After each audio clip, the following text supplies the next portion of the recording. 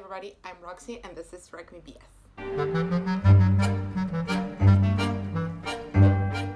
Today I'm bringing you my Irish Readathon wrap-up. In case you didn't know, I filmed a TBR for this and I'm pleased to say that I mostly followed through, so I will link it down below and in the eye as always, as well as the channels of the three hosts. In case you don't know, the Irish Readathon is a month-long readathon where you're encouraged to pick up Irish literature or literature about Irish subjects, but of course ideally written by Irish authors. You are already participating if you just say so and read one book that fills that criteria, but they also give you 5 challenges that you can fulfill, and I am pleased to say that I think I fulfilled them all. So let's review, right? The first one was read a book with green on the cover, 2, read an Irish award winner, 3, read a book with less than 150 pages, 4, read an LGBTQ plus book, and 5, read a book released between 2018 and 2020. The first book fulfills the award winner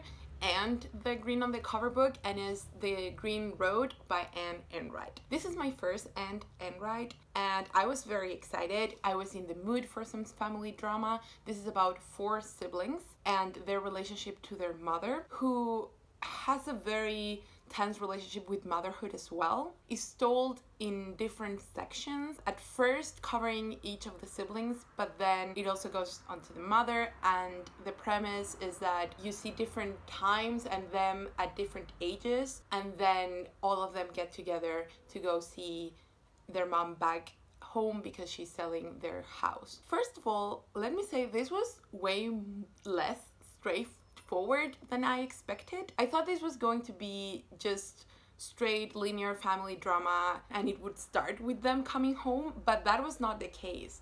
It jumps around a lot in time and it uses different perspectives of storytelling, which I was so pleased about. It was so intense. It delves a lot in their individual problems and their problems with their own self-image and their own feelings, but at the same time it reflects on their relationship to the other siblings and to their mother. So I just loved it. There is not much of a plot. Things sort of happen, but that's not the important part. The important part is what these characters feel as it happens.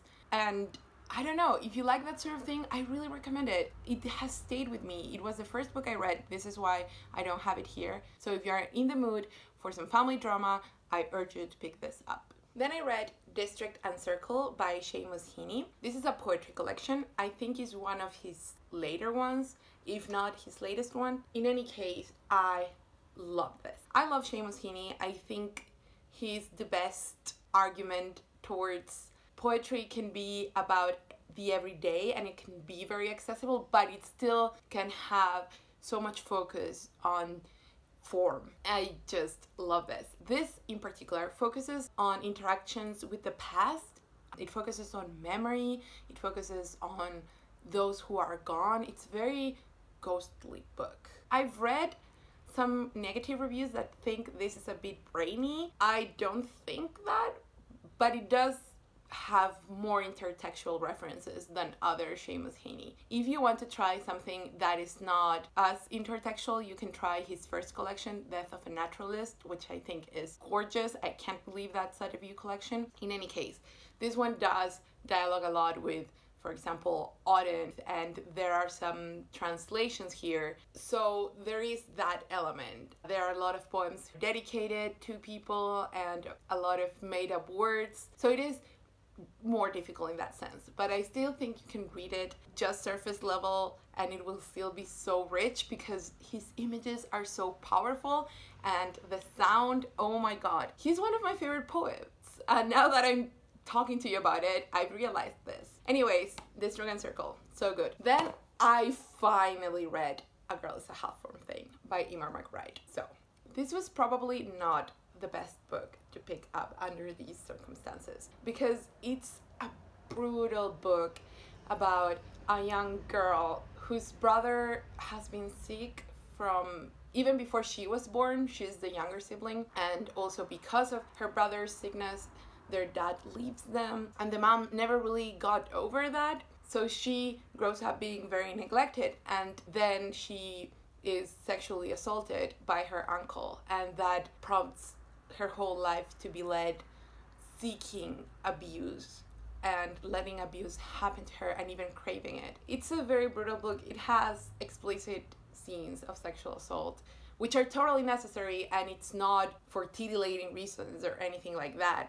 But yeah, it was a tough book to read, and I felt like I just persevered even though I knew I wasn't in the mood, because it's been a long time since I've wanted to read it. But in any case, I'll revisit it at another time, and I still liked it. So let me talk a little bit about the style, because Eimear McBride has a very distinctive style. Usually very choppy and very immediate, very poetic. It has a lot of rhythm to it. So once you're in, you're in. And it's also very iconic in the sense that she tries to use language to, in a way, mirror or replicate her protagonist's exact experience as she is feeling it and living it. And it's partly why the book is so brutal, but it doesn't leave a lot of depth for anything else. So you see this character's very rich inner life, but at the same time, everyone else and even her environment is very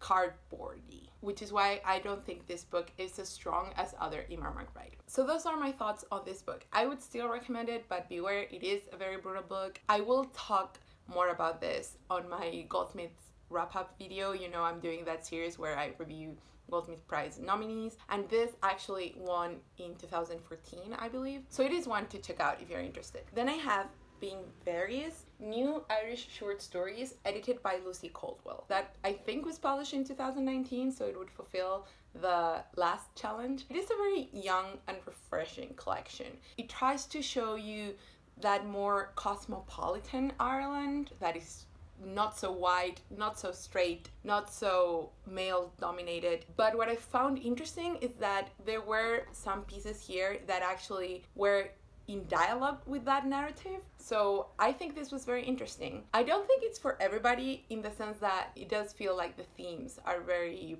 more appealing for people of a younger demographic, young adults, people around their 30s. That's not to say you can't enjoy it otherwise. I just think that's what this reflects more. But again, I really liked it. I liked it so much that I want to review my favorite stories from here on a blog entry for my blog Roxy Reading. So that will be up next week, and the link is down below so you can check it out. Finally, the last book I completed was the Grana issue of New Irish Writing, which is issue number 135. And I love this too. I think it's sort of the grown-up version of Being Various, if that makes any sense. Even its aesthetic and the author pictures, it tries to show you that edgy and gritty side of Ireland, which I think is fascinating. I think it's actually what makes Ireland Ireland, and what makes Irish fiction so great, in my opinion, or what makes it so appealing for me. This has definitely more established authors, although, fun fact, Sally Rooney is on both these collections, and this one includes Mr. Salary, which is one of the best Sally Rooney pieces I've read. So I think the photo essays were really strong. So yeah, this was absolutely amazing, and I think a great introduction to New Irish writing. Now, 3 things I want to highlight because I just love them. The first is the first essay, Kevin Barry's essay about Cork. I just loved it. I've lived there for only a month, but I could totally see what he was saying. Even though he was describing a long gone Cork, I could see the transformation that he was talking about. And he starts by saying something like, people in Cork love Cork, and that is so true. I was floored by that sense of identity. I saw people who lived in Cork wearing Ireland map shirts where it said Cork and the rest was just not Cork. And that rivalry with Dublin was so interesting. When I went to Dublin for a weekend and I told people that, they were like, why are you going to Dublin? That's such a waste of time. Stay here. So that was very interesting, and I loved Kevin Barry's essay. Of course, I really also loved Kevin Barry's writing, so it was a win-win situation there. And then there is Lucy Caldwell's story, which I was so pleased to read, because although she edited the previous anthology, she does not have a story there. So this was my first Lucy Caldwell. It's called Here We Are, or Here We Were. Here We Are. And it was heartbreaking and beautiful coming of age story about two classmates falling in love, but done so right. I was aching by the time I finished. So if you like Normal People, which is a book I DNF'd, please check out this story. And finally, the photo essay Our Days Will Come, Loyalist Republican by Stephen Dock, was just beautiful. It's black and white. I was so floored by it. I really enjoyed it. So if you're interested in new Irish writing, please pick this up because it's really good. It gives you a great overview. What I will say though is that there are some excerpts of novels in there. So for example, there is an excerpt from The Wonder by Emma Donoghue. There is one from Smile by Roddy Doyle, which is a book I've wanted to read for a long time, but I have resisted purchasing because I have some other Roddy Doyle books that I need to read. And also All We Shall Know by Donald Ryan, which I also own and haven't read. And I also own The Wonder. So let's read. Anyways, if you don't like that, maybe skip those. I'm currently reading 2 books that I did not finish, and you've guessed correctly, I have still not finished Inventing Ireland by Declan Kiberd. And it was because I started reading Emma. That was the sole reason, because this was going to be my sitting down book, but then I started reading Emma, and that was my sitting down book. But I will finish in April. Mark my words. You will see it on my April wrap-up. And then I also started on a whim, and that's why I stopped, because I said, okay, you need to control yourself or you won't be finishing anything. And that is Making Oscar Wilde by Michèle Mendelssohn. And this is a look at Oscar Wilde, the celebrity, in the sense of how did he get to become a celebrity. I think this topic is very interesting because Oscar Wilde was really infamous on and off, even before the trial and of course after, and then he was basically canonized and made a martyr. I love how she tackles the topic of revisionist history, which is totally true. If you recall, one of my favorite books last year was The Secret Life of Oscar Wilde, which was so enjoyable, but also it had such a clear narrative. It was almost like reading a novel. I can't wait to read more. So that was it. I hope you liked this video. I loved this year's readathon. It's definitely the year I've read the most, and I think the only year where I filmed a TBR and a wrap-up, and those were actually very similar. If you like this video, please give it a thumbs up, please subscribe, and tell me, have you read any of these books? Are you interested in reading any of these books? And did you participate in the Irish Readathon, and what did you read? See you next time!